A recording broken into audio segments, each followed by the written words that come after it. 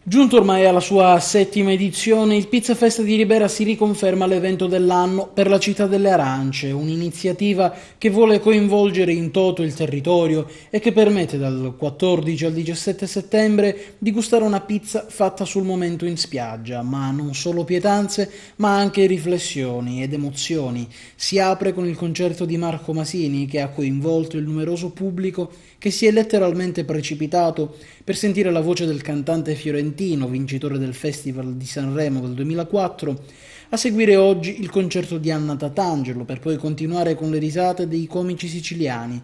Giorno 16 Nino Frassica e giorno 17, Dulcis in fundo, Roberto Lipari. Notevole la soddisfazione del primo cittadino, Carmelo Pace, che ancora una volta ha voluto sottolineare quanto un evento di questa portata possa essere considerevole per il territorio.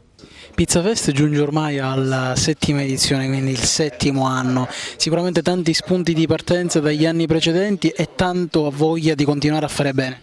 Sì, Pizza Fest ormai è arrivato al settimo anno, spero che non ci sia la crisi del settimo anno. Sotto i migliori auspici. Quest'anno penso che il cartellone degli artisti sia il migliore fra le 7 edizioni. Inizieremo stasera proprio con Masini e chiuderemo con Roberto Lipari, e nel mezzo Tatangelo e Frassica. Non sapete quante telefonate abbiamo ricevuto da tutta la Sicilia. Poco fa mi hanno chiamato perché 120 camper saranno qua tra venerdì e sabato, per la prima volta per noi. Ed è un momento d'orgoglio perché attraverso la pizza, attraverso l'evento, vogliamo far conoscere le bellezze del nostro territorio.